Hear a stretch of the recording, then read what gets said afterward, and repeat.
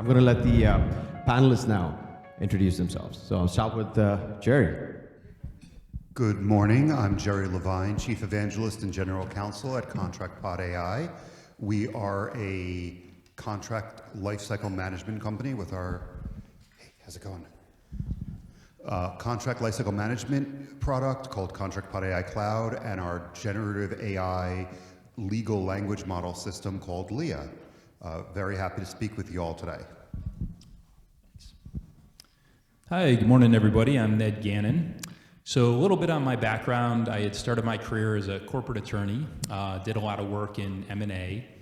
And then when I was a junior associate, really saw how the due diligence process was very time-consuming, costly, and sometimes inaccurate. In 2012, I started a legal tech company called Ebrevia, which is leveraging artificial intelligence to analyze and extract data from contracts. Served as CEO and kind of built it up over time. Sold it to a public company called DFIN in December of 2018. And then ran the business there as president of a subsidiary for about 4 years. And then got back to my entrepreneurial roots in April of this year. So I'm focused on my next legal tech startup, also leveraging AI. This one focused a bit more on intake, work management, and then work product generation for in-house legal departments. We're still in stealth mode, but coming out soon. Hi, I'm James Sheridan. First, I need to apologize for being late. I had a couple issues with my kids this morning. My son rolls out of bed late on the day that I need to get down here. Doesn't have his homework done, and I'm thinking to myself, Chat GPT, maybe it could have helped, right? I held back, didn't actually promote that to him, but so I am in-house counsel with FCA US, Chrysler, and I handle litigation, all various types. Over the last 10 years at FCA, I've done product liability, class action, commercial litigation, and now most recently for the last couple years doing warranty litigation. And prior to that, I was at Butzel Long and Plunkett Cooney doing mostly commercial litigation. So have always looked for ways to utilize technology and AI tools to make the processes easier, both outside as an outside attorney and now inside. And happy to just talk about those processes and what I see and my perspective as in-house counsel. Fantastic, thanks for that. I think the one thing that we all want to note, from the panel is we've got some very clear, distinct areas of expertise and experience on this panel, and they're going to be talking, from different points of view. So they're really going to add, a lot of flavor to what we're trying to understand, which is, trends in AI within legal tech. So we all, I'm just going to, prep the conversation, prime this a little bit. Artificial intelligence has been, the buzzword right now, and everybody's talking about it, and very few people understand what it actually can do. And this is real, which I wouldn't fault anybody, because a lot of the AI scientists don't really understand what AI can do or what it is doing many times. So I wouldn't hold that too harshly against any one of us. But having said that, one of the industries that have been identified for radical change with the advent of AI is the legal industry. So we're going to see over the next decade, I think, some rapid changes that are going to happen. And I think it's really important for all of us in the room to really understand what those changes mean, how they're going to impact us, how do we regulate this, how do we create guardrails around this, and really look for what are the outcomes we want with AI, right? There's one thing about utilizing AI to do the things that we want to do without really understanding where we're going. And then what would be a better scenario would be, say, this is where we want to go, and we're going to leverage AI to help us get there as well, okay? So I'm going to start the panel off. I'm going to ask all of you guys, questions, and like I said, we've got Jerry, who, He called himself a recovering attorney, but he's a general counsel for one of the leading contract management. Oh, I didn't know I was supposed to give a long introduction, No. so I kept mine short. I could have spoken for an hour about myself. But Jerry, comes now as a general counsel for a leading legal tech CLM provider. Ned comes in as a legal entrepreneur, also an attorney, and James obviously comes in from the in-house perspective as well. So I think the perspectives are fairly unique. I'm going to start with the first question, and let's start with Ned. Ned, what's happening? What's an LLM? Right? What's happening in AI? What is, we keep hearing about LLMs. So maybe, you can talk a little bit about, what do LLMs mean? What's happening in terms of AI within the legal industry, at least broadly? Sure. So yeah, happy to provide just some high-level background first. So artificial intelligence is essentially a branch of computer science, really aimed at creating machines that will have intelligent capabilities.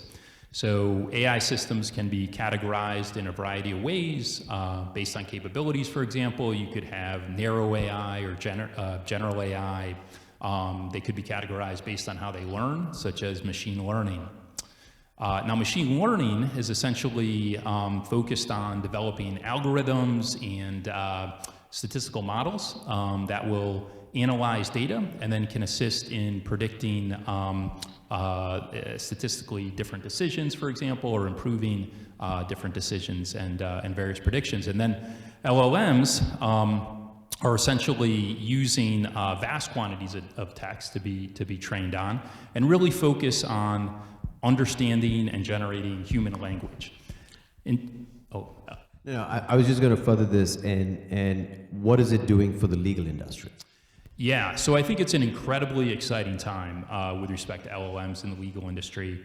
Goldman Sachs actually released a report where they said 44% of legal tasks could be automated with generative AI. And that's more than any other field other than clerical and administrative work. Specifically, and I'm sure we'll get into more of these use cases, but you see AI being used for technology-assisted review and e-discovery, legal research, routine contract review, due diligence and M&A, which is what my prior company focused on heavily, and even predicting case outcomes. Thanks for that. Next question, Jerry. What's happening in the contract management space, specifically, in terms of how does AI make contract management better? So first, I just looked at my photo over there, and I'm pretty sure I'm wearing the exact same outfit. I actually own only one pair of clothing. It's become a lot easier to dress that way. Several undershirts, but only one cardigan. So what can AI do for CLM, for legal? What do these technologies do?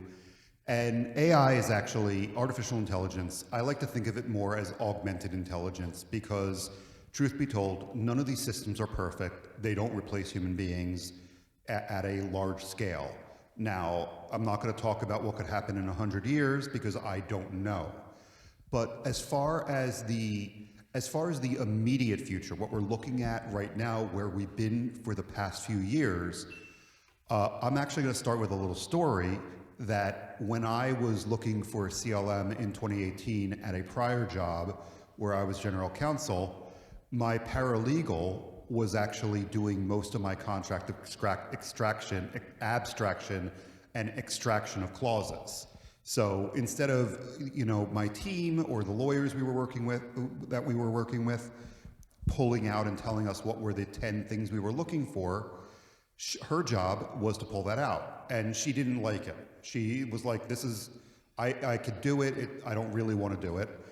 And when she left to go to law school, despite my best efforts to convince her to do something better with her life, thank you for those of you who laughed, she went and she helped me discover how much AI could really help in terms of, pulling out these clauses. And at the time, ContractPod was the solution I selected. In 2021, I joined ContractPod AI as their general counsel because I had really appreciated everything it had done for me in my prior role. So I haven't answered your question yet, though. Right. So what can we do with it is, I think, the essence No, of the question. specifically, how does How does it help AI it with contract? make contract management better? Yes, thank you. So what we can do with AI is significant. First, at the very basic level, you've got tools that can extract and tell you what is in the contract. We're not even talking about the large language models or LLMs at this point.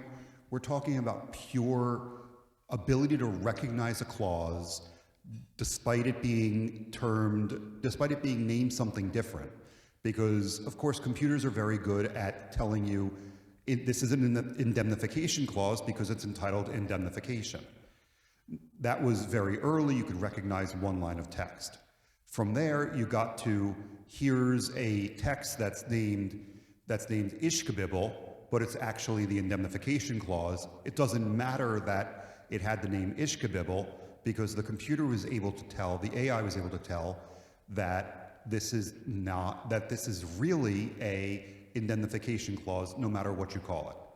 Where we are now is somewhat more advanced in that you can begin getting an AI-generated summary of the contract. You can begin querying and conversing with contracts. When I tell most people that I've appreciated the ability to have conversations with my contracts, they do look at me like I'm insane. But being able to say, when does this contract expire in natural language, being able to actually ask that question to a document and get a response back, either based on the previously extracted text or even a completely new document, is really a significant change. Feel free to cut me off. Sure. So essentially, Jerry, what you're saying is you can ask the contract a question. That you feel. I mean, and I know there's plenty of things that AI can do, but asking a contract a question in your mind is the greatest achievement so far. Well, I think asking a contract a question, and then usually I would go into, and how many of you have like a list, like I do, I call it Jerry's list of riders that I've kept over 15, 20 years of every single clause I've ever liked or seen or had to negotiate. Well, now we can go in and say, show me what I'm going to pull out without even having to go in as I'm negotiating and see, this is what I negotiated recently with this same party.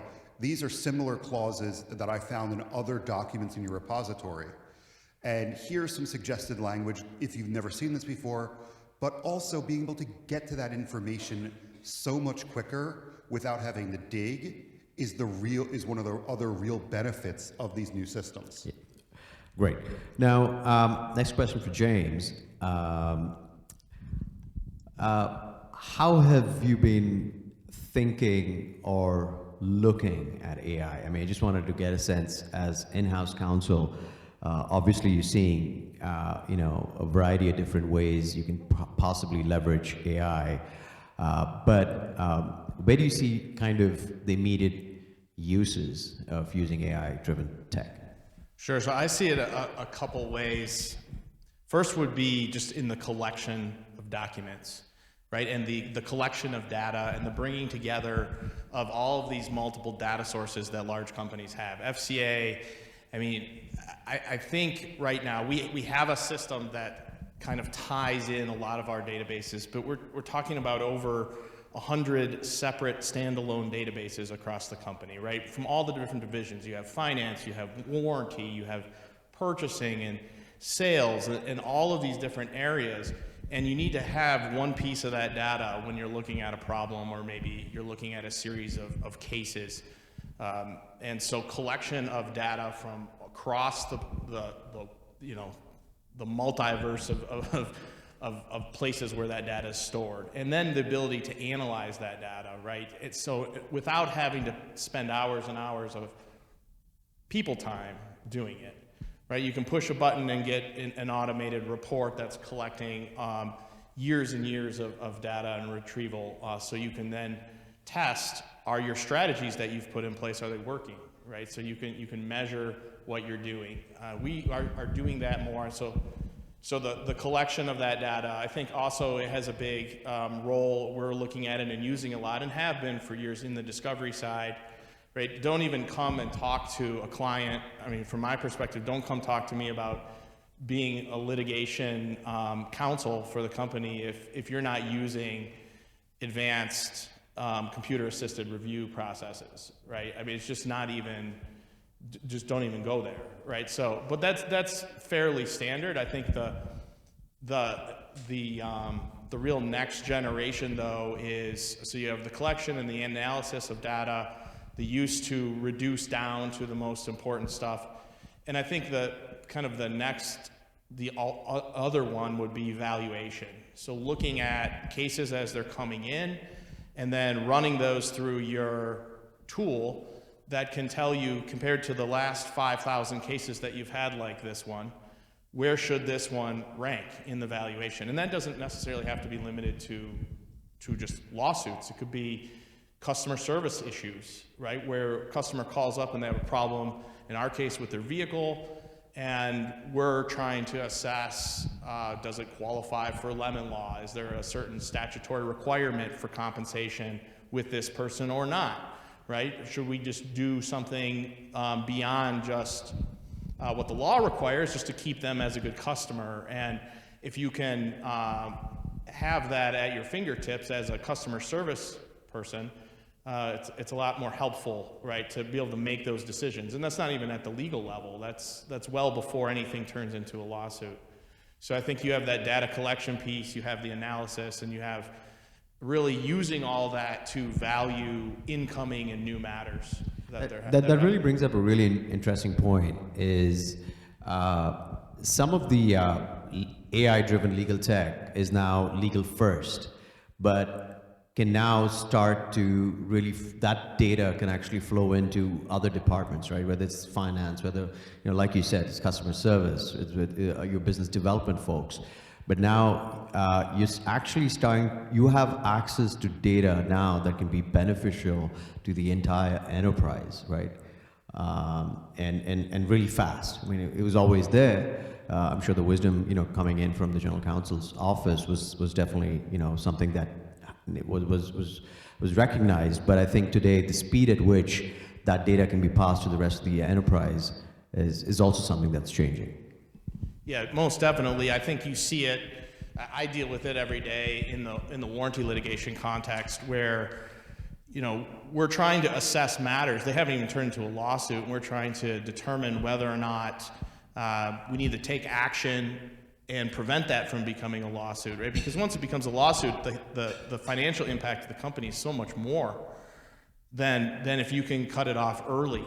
And to know what the potential risk or the potential exposure of any matter is well before it turns into a lawsuit, by comparing it to the tens of thousands of other ones that have come before it, right? It adds a lot of value at a level where you have people who they're not lawyers, they're not trained in assessing the risk and being able to analyze the laws that apply, right? They're primarily customer service focused type people. So it gives them a lot of power, I think, to make better decisions. I wanted to add something to what James was saying, because you asked me about contract management, which I think is actually low-hanging fruit at this point. That it's the first thing people think of. Well, we could sort this out with AI, but where we're really focusing on, and what's really becoming more interesting, is exactly what James is talking about. We have 50 or 100 disparate systems across the entire company. Can we connect them and query them and get an answer back, and make sure that the answer we get is not just a black box of here's what you do, but here's the sources, here's why. And having what's really cool about these newer LLMs is once you put them into a constrained state, because I'm sure we've all heard of, and I forget if this is a question you're going to ask later, but we've heard about the lawyer in New York City who asked ChatGPT to write a brief that made up case law. Another famous attorney apparently is being sued for malpractice in Washington, D.C. for having ChatGPT write his briefs. So when you're looking at these solutions, you do want to make sure that they're constrained, that they're not going to a tremendous ability to just make stuff up, or what people in AI now call hallucinations. So when we're looking at this, we're looking at, okay, we've got these hundreds of thousands of documents across the entire company. They may not be contractual, they may be letters we've sent, they may be customer conversations. They, for James's answer, if someone someone at the first level of warranty can type in or click a button that says, what options am I allowed to offer someone based on historical information when they've said this is what's going on, and they can also see that, we've had 55 other customers have this exact same issue. Well, now maybe they want to get that, and they don't know initially. They may not know currently, because that information is across so many different systems, so many other places. When you pull that together and you can ask these language models to go in and discover that information and provide it back to you with the sources, with the information you need, you're able to deliver a better result overall. Thanks. Yeah, and I would just pick up on that point and one James made as well. I think one of the things that's really exciting about legal is it does touch so many other elements of the enterprise. And when you harness this data, you can surface even business insights that you might not ordinarily come across. So you could think, for example, maybe you're negotiating contracts and there's a particular provision that's not mitigating risk that much, but it's constantly holding up the negotiation process, and it's increasing time to revenue, and it's increasing the chances perhaps that a competitor comes in and steals that business as negotiations drag on. So I think that's the sort of thing that once it's surfaced, you can revisit what your standard position is and maybe balance the business opportunity versus the risk. The amount of people we've found already in our CLM who have come back to me and said, I've discovered that we've always negotiated this over and over, and we don't actually care. It's just been part of their playbook for so long, is surprising, because we like to think that every word is important. As lawyers, we want to think everything's important, but it turns out that, why is this clause there? Oh, well, someone put it in 30 years ago, and we've just been using the same template and modifying it over 30 years. Maybe it's time for that to go, because it doesn't even matter anymore. Just a follow-up question for Ned. So, all of us have been, thinking about all the wonderful things AI can do. What can we not do? What shouldn't we do? Yeah, so I think there's a number of challenges bringing LLMs to the legal industry. Many of them you've heard, and Jerry touched on an important one. So particularly around hallucinations, you have to be careful about accuracy. You need some guardrails. There should be some human level involvement in many cases to verify the work. Other things to be concerned about include bias. So you want to make sure that the system has an inherited bias from either the data it was trained on or its developers. Confidentiality is an issue. You want to make sure that if you're putting your data into the system, it's not being used for an unacceptable purpose. And something else Jerry had mentioned earlier too, that explainability piece. So AI systems are often a black box, and that can be a little bit disconcerting when you're making legal decisions based off that or coming up with legal strategies. The other thing I would say that's kind of interesting, I think this one gets talked about less, but as AI systems get more developed, I think there could also be a challenge or a concern around dependency. So as an attorney, if you're relying too much on these systems, are you starting to erode your own legal skills a bit, or is it impacting your attorney-client relationship? Great. And again, I'm just following, and so I think all of that was really relevant. And James, as in-house counsel, right, what are the real challenges that you face? We're talking about how AI is going to revolutionize the legal industry, but what are the challenges that you're looking at internally within your organization that don't allow, let's say, the adoption or the acceptance of AI as quickly as maybe it should? It's easy. Budget. It's all about whether you can demonstrate that the tool that you're proposing has ROI. Even in the excuse me, in the legal context, I mean, we're a cost center to the company, right? I mean, the lawyers.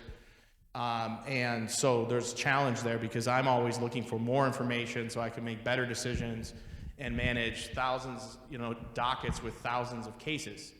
And so in the mass litigation areas, you're always looking for more information, more data, more validation for the strategies that you put in place. And AI can help you with that. But explaining to the general counsel why we need to pay, $500,000 for this tool so that, I can evaluate a case faster or more accurately, they look at you and say, well, that's what we pay you to do now, and so you have to show, well, why is that? Where is the efficiency coming to the company? Where is the benefit coming?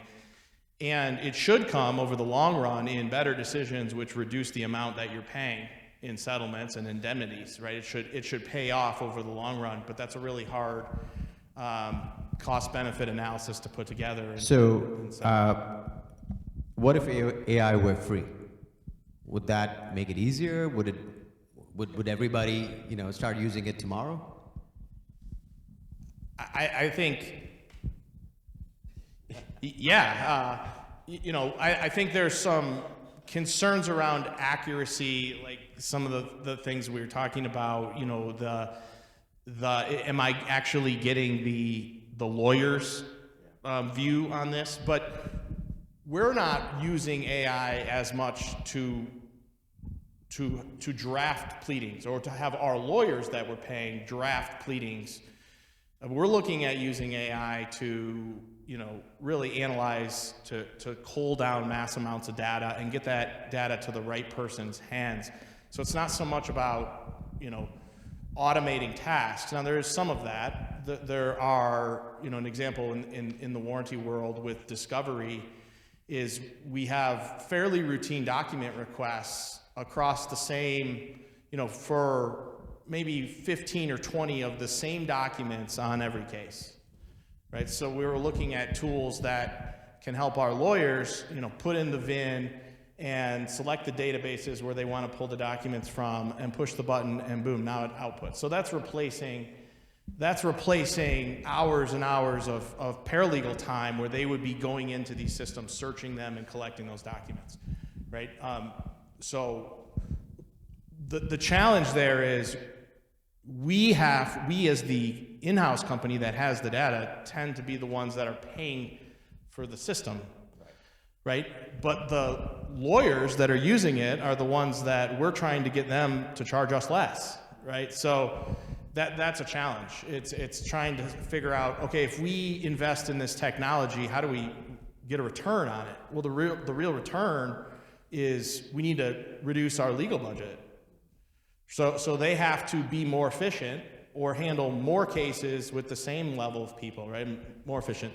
And that would either keep their budgets flat or lower them, So I think what I'm getting from you is that there has to be an adoption at an ecosystem level as well for everybody to kind of benefit. So it's not just the in-house, but also the law firms that really need to, start to look at it, fairly extensively. Right. And there's no, if I'm put my outside counsel hat on, I'm sitting there saying, well, do I want to spend hundreds of thousands of dollars on a tool that's going to allow me to bill less, right? Now, what it could do is allow you to maybe get 2 or 3 clients instead of just the one, right? And be able to do 2 or 3 clients worth of work with the same team that you were using for just one. And that's where I think you can, as an outside counsel, there's the return on investment there, because they can sell, we're the most efficient provider of this service. I see a conflict of interest there, right?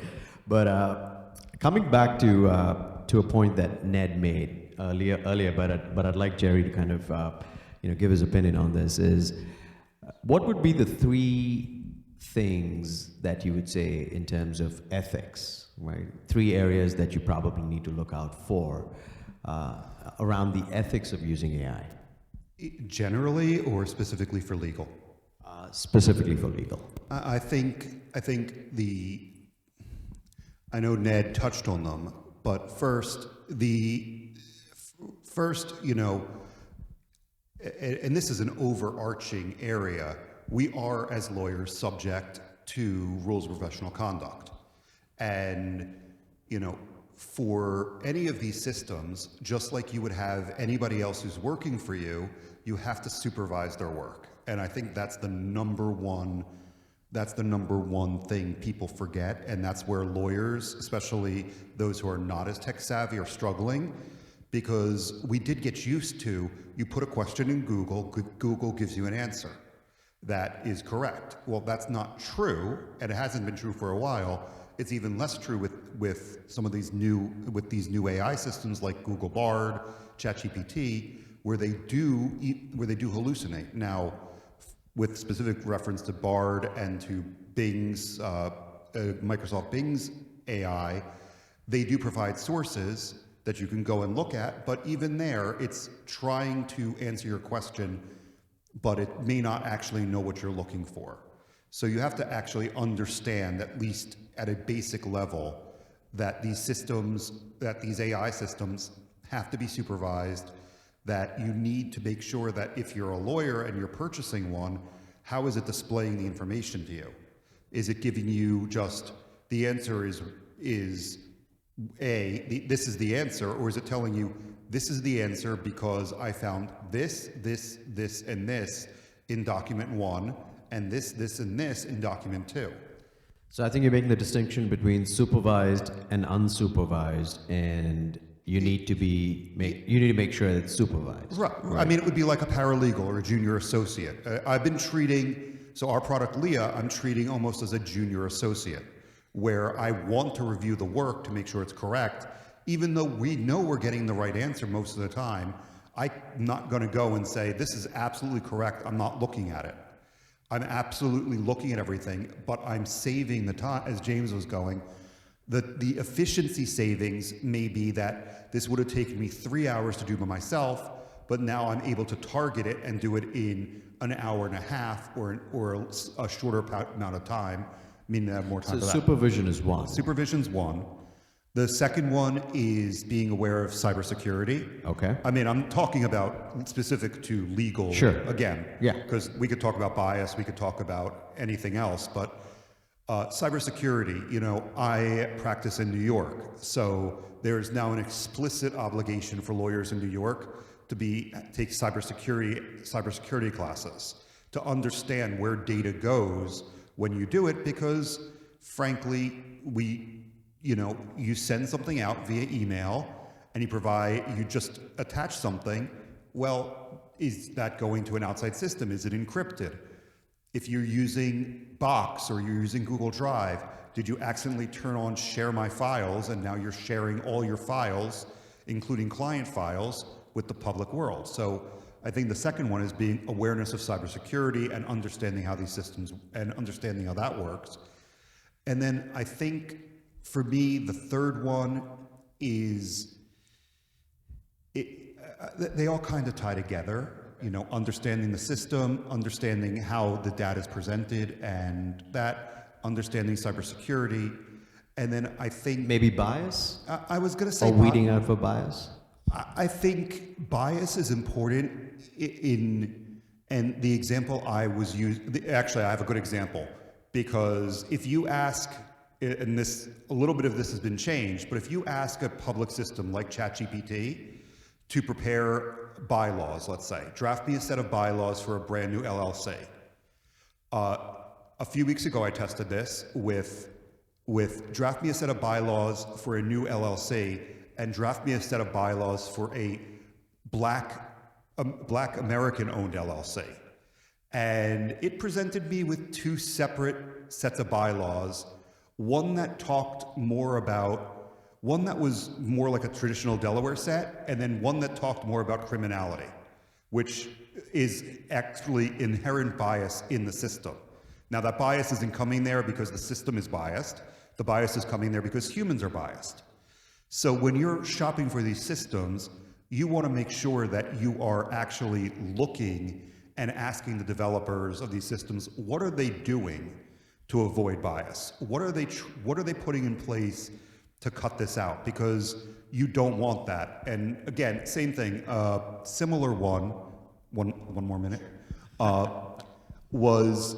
You notice I've been trying to cut Jerry off. No, that's fine. That's fine. I could stop. I talk about AI bias a lot. So, but have you ever heard of have you heard about the AI art generators where you type in, make me a picture of a bunch of lawyers standing around the table? Same problem. It was producing teams of all white people. After they edited it, people from India and Pakistan started showing up. They edited it again. You start seeing diversity. But you have to explicitly ask for it, especially at the early stage. And a lot of this has changed now because they're starting to cull out these inherent biases from their data training sets. But there was a really terrifying one when the Barbie movie came out, which, by the way, was fantastic. I really enjoyed it. But someone said, make Barbies for every country. And, American Barbie looks like Barbie. Mexican Barbie's wearing a sombrero and New Zealand Barbie's holding a sheep. South Sudan Barbie has a machine gun. So even though this is not, you're just asking, make me a Barbie for this, but it's pulling all that previously biased information in. So these sort of systems have to be carefully vetted, and that's the job, hopefully, of the legal technology event. Right. So, and I'm just going to, go down this path a little bit. So, Ned, now we obviously spoke about, Jerry mentioned these three areas that we need to be careful, around AI. What can we do to leverage tech? And I know the human in the loop is kind of required for all of these three areas, right? We're talking about supervision, we're talking about privacy, cybersecurity, confidentiality, and then we're talking about bias as three main areas within AI you got to look at. Is there anything in tech today that we can use or leverage to address this proactively? Yeah, so I think there's certainly ways organizations can put policies in place to try to mitigate some of these issues. As Jerry said, having that human level of supervision over what the AI output is important. I think with respect to the data privacy issues, it's understanding your agreements with third-party providers to make sure you know what the data is being used for and that it's not being used for unacceptable purposes. I think other things, relate to just, let's say, explaining to your employees what are acceptable use cases for generative AI and what are unacceptable. And then because it is such a rapidly evolving field, keeping on top of how the field is changing and then using that. And my question was a little more pointed around, is there a technology solution that addresses bias today? Is there a technology solution that addresses the cybersecurity and the privacy and confidentiality issues around this? So is there tech either being developed right now, or is there anything existing in the market that kind of addresses these? Yeah, so I would think of it more as less of point solutions that are going after these, but more how vendors of other valuable solutions are incorporating processes to ensure these are less of an issue. Yeah, I'm sure there are companies out there that are very specifically dedicated to these, but I think it's critical that whatever vendor you're working for has thought through these. Fantastic. Yeah, of course. Sorry. So going off of what Ned said, sorry, my entire job is talking, and usually trying to give good information. But one of the things I would say, there's a very simple solution, and I know it's repeated all the time. If you're not paying for it, then you are probably the actual data source. If you put any, and I'm going to pick on ChatGPT again. If you're putting it in and you're just using the public version, anything you put in can be stored and used. Anything that you give it can be used. So if you put in client information, there was a large Korean telecom manufacturer where the engineers were putting their confidential information and asking it to analyze stuff. Well, all of that became part of their data set. So, I would say, and of course I'm a vendor, so you can disregard this because I do charge money for this. But at the same time, you want your vendor to segregate out where your data is stored from the general model. You want to make sure that they're not using it for training the general model. And I think from there, you get into that alleviates a lot of the situation. But just putting it into a publicly available system is not going to be a secure, safe way to do it. Understood. Another question for both, I'd like James as well as Ned to kind of, give an opinion on this. Seems like everything is getting a little more intelligent, right? A little faster, efficiency is increasing. Will it put lawyers out of a job? And where do they go if they are out of a job? Well, I think there will be tasks that will be streamlined and automated by these types of tools. I mean, we've seen it in the discovery area, right, where you have, for National Discovery Council, may have a team of 15 or 20 paralegals collecting information, summarizing information, and then getting that ready to be put into a response, where if you can have a tool that can do most of that, then maybe you only need 5 people to do that. And you need probably more higher level people who can make sense of the data that's been pulled and collected and analyzed and put into a form. There'll still, I think, always be a need for decision makers to put the final stamp of approval on whatever you're trying to do and to review it. But I can see that. I don't know that ultimately it's going to replace lawyers. I don't think it will. I think there'll always be a role for the highly skilled and talented professional that can really know their client and know what their goals are, and not just be able to analyze data, but be able to understand how does this case fit in with their overall corporate objectives and their strategies that they have in place. I just don't see a machine being able to pick up on that as easily, at least not right now.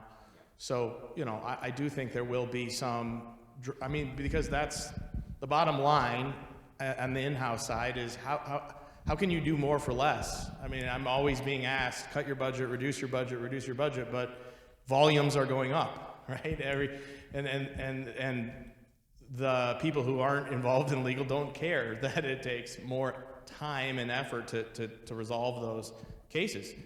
And so we need tools that can help to bridge that gap, right? To enable us to do more with less. Has that pressure increased with Stellantis? Yeah, considerably. Ned? Maybe share a few quick thoughts too. So I think this is a really fascinating question, and it has become a little cliche, I think, to say that AI won't replace lawyers, but lawyers using AI will replace lawyers who don't. That said, I think there is some truth in that. And I'm a little bit of a history buff, and I think if you look at the Industrial Revolution and really how that affected professions and how that created a gulf between those that embraced mechanized production and those that didn't, I think there's some lessons learned that we can learn from that as we think about the legal profession today. And I would say, for for lawyers today, I think to Jerry's point, look to leverage. Oh, I'm sorry. I'm so used to you talking, Jerry. I got mixed up. It just comes naturally, as Jerry was saying. I think for lawyers today, I would say, as James was saying, use AI to take care of that low-level work. Really focus on areas you can add your high-level expertise, scale your domain expertise. Look to develop the skills that AI can't usurp, so things like negotiation and persuasion. And then also, I think there's opportunities to collaborate across disciplines. So think about how you can work with technologists or data scientists to develop solutions that'll meet your internal clients' needs, or if you're in a law firm, your external clients' needs. Yeah. On that point, I think it's about, as an outside lawyer looking at a client, we have been asked to do a request for proposal for all of our legal services for the entire company 4 times over the last 3 years, right? For a huge multinational corporation. And that's the level of scrutiny and that in-house counsel are getting with regards to budgets. And so if you're, bidding on that work and you're not using AI and your competitors are, they're more likely to get the work. It's just assuming they can provide the same level of service, right? And that's what I think it comes down to at the end of the day. These are tools that can help them to be more efficient and to help outside counsel to provide a higher level of service with fewer people, probably, and less time, which translates to lower cost. Jerry, you want to add to that? Anything? Wow. We're gonna start a new show called Jerry Says. I think what I've been hearing when I've been speaking with outside counsel about this, 2 quick points, is they're saying a lot of what James is saying. First, the question I get is, well, won't this cut down on my billables? And I say, how much do you write off in the first place?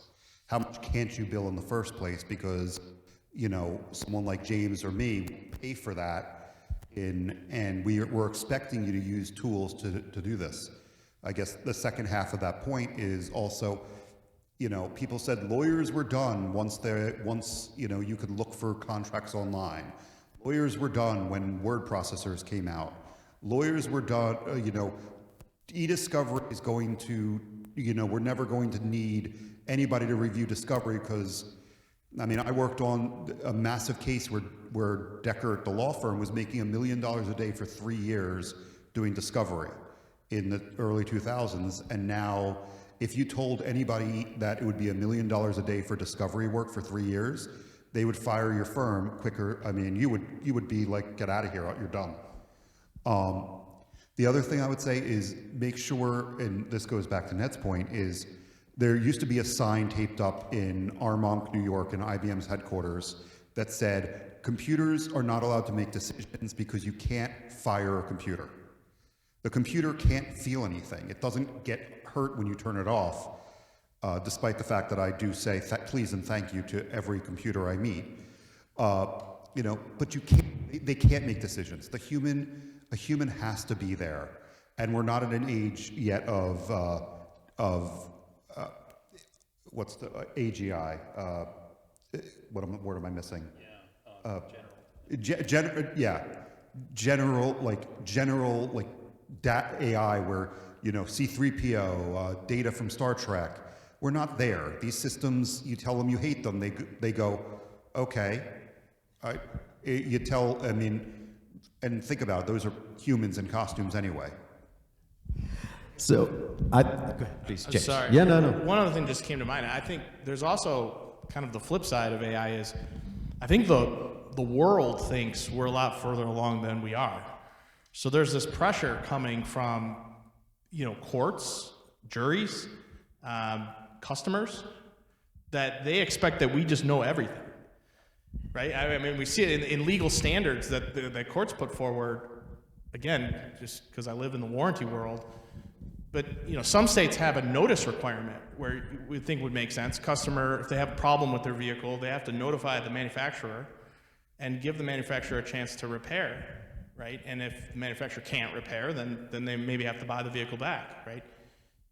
There are states where there are no notice requirements, and so courts have just impugned that requirement upon, or taken it away, or said, for example, California has said, the manufacturer has an obligation, has a duty to know when a vehicle potentially qualifies for a buyback, regardless of whether the customer actually notifies the manufacturer. And they're like, well, your dealers are out there. Well, the dealers are not the manufacturer, right? There's no data bridge in all respects. There's some, but so customer comes in, they have a problem, maybe they go to the dealer 3 or 4 or 5 times if they have a bad problem, and they never contact the company or us, manufacturer, and then they sue, right? And the courts turn around and say, well, you should have known, FCA. You should have known when that vehicle reached a threshold point. And so that's a another potential use, I think, for AI. I talk about, knowing the information, collecting the information, having it ready, having proactive early warning systems, if you will, because there's a lot of pressure being put on companies to know everything all the time right away. And hopefully AI is a solution there, right? So I think there's some great points. I want to get to the Q&A right after, but I wanted to add to what everybody actually said here. I think there are two things that I want to mention. One thing is there is a significant amount of unmet legal need out there. Whether it's in areas of compliance, cybersecurity, you're talking about privacy, you're talking about data protection, you're talking about every single thing out there. These areas are exponentially growing, and there is a substantial amount of unmet legal need that really needs attorneys to look at, learn, understand how do you navigate these, and really set the rules of engagement. So I think there's so much out there that attorneys really need to continue to do. So I think that's one area. The second thing is, what I do want to emphasize is that as much as tech, AI, artificial intelligence is replacing a lot of the functions and will replace, and this is the writing on the wall, it will. There is a need and a growing need to build deeper, more meaningful human relationships in business and in enterprise. Whether companies really need to build relationships with their people, with their vendors, with their clients. If AI is going to make dramatic progress in terms of how quickly things are done, that really leaves you a lot more time to actually focus on your clients. Develop real meaningful relationships with your clients, with your vendors, with your employees. And that's what you really need to be using a lot more time for, because I think with the advent of technology, what we've done is we've tried to take on more in terms of capacity, which is great. But I think what we really need to do is take on a lot more in terms of how much we invest, back into the real world as well. So I think, with that, I'm going to end our panel discussion and I'm going to open this up for hopefully a few questions from the audience. If AI is not going to replace attorneys, do you think it will replace the paralegals? I think, I don't know, again, if it will be a wholesale replacement, but I think a lot of those activities are more susceptible to automation. I think, as I said, it won't necessarily be the software replacing a paralegal, but a paralegal that's able to use AI and is comfortable with it and is innovative would likely have a better shot of doing more work and being better positioned than someone who wasn't. What we've seen, and this is on our CLM side, is that paralegals who used to be managing the contracts are becoming technologists. They're becoming legal operations professionals. So they're focusing now, okay, I don't have to sit here and pull and tag and extract every term. I'm going to be the one who knows how to use the system. I'm going to become the system administrator.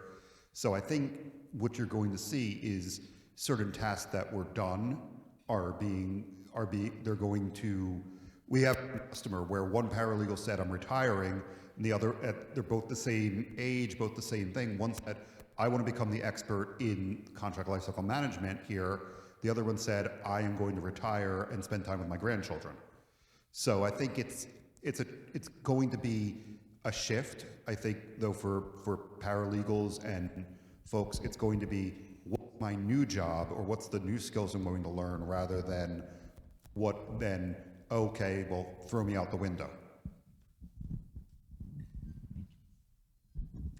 Hi, do any of you have any opinions, insights, or predictions on the AI Bill of Rights that the Biden administration is working on? So it's conflicting with this, but you can join me at 11 a.m. to talk about this in a webinar. So it's hard to say what we're looking at, and I think a lot of what the Biden administration and the White House has put out is mirroring a lot of many of the same theories. And again, sorry, this is what I focus on lately and what I talk about a lot lately. And I'm speaking about it in an hour, so I had to learn it very quickly. But I think a lot of it's focused on how do we do this responsibly? How do we manage trust and safety? How do we actually educate folks and learn how to use these systems?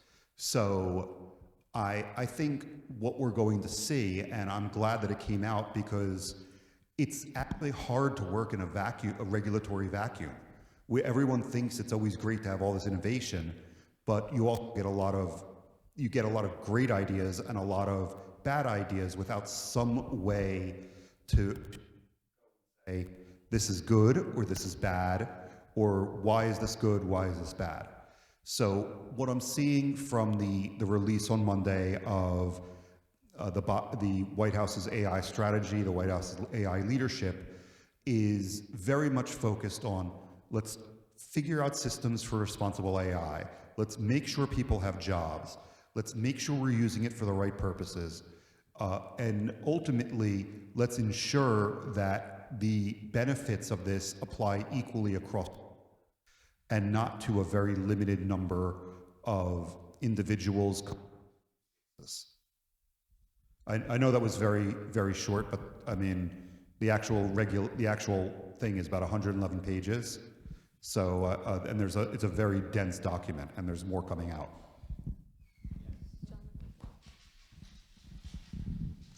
So over the next 10 years, how do you think AI is going to affect the balance of lawyers working in-house versus as outside counsel? Yeah, so that's a great question. And it's interesting because I think it's going to accelerate some current trends. I think today, if I'm recalling the statistic correctly, about 54% of corporate legal spending is in-house now, and that's up from about 40% a decade ago. So I think with in-house departments being closer to the business, leveraging AI to do some of this lower level work will certainly accelerate that process. I think the delivery of legal services as well could become more fragmented. So, you're incorporating ALSPs into the process. Law firms are being used in certain areas. Some of that work is staying in-house. So I don't know that I have a specific prediction other than overall, I think we'll see perhaps an acceleration of the trend in-house. I tend to agree. I think you'll see more and more work being done by in-house counsel, right? If they have these kinds of tools that they can do it, they can dedicate the time to doing those tasks that they would otherwise pay outside counsel to do. There's always pressure to, reduce your spend, and that's one way to do it. I think the outside world will change more. That I think those firms that adopt it are going to be more attractive, right? And they're going to be the firms that grow and that can sell their efficiency to the in-house teams. And those that don't probably are, going to be operating on a lower level. So probably some, shrinkage there of that work, of that pie for those firms. And I think while each individual task, you're probably going to bill less. I think the idea is if you can adopt these tools and learn how to use them in the, in an efficient way, but also in the right way, right? So you are not bringing in those kinds of biases and the risks. That's really a selling point and can allow you to expand your business. So maybe not as much for each particular client. I think it will naturally lead to a reduction in billing, but maybe more billing because now you have a bigger pie that you're working with. With that, we'll call this panel to an end. I want to thank the panelists. Each one of them is an expert in their own right. Thank you so much for taking the time, the effort, sharing your deep thoughts, and I think it was a wonderful panel. So thanks again, everybody. And I'm gonna thanks so much. Thank you.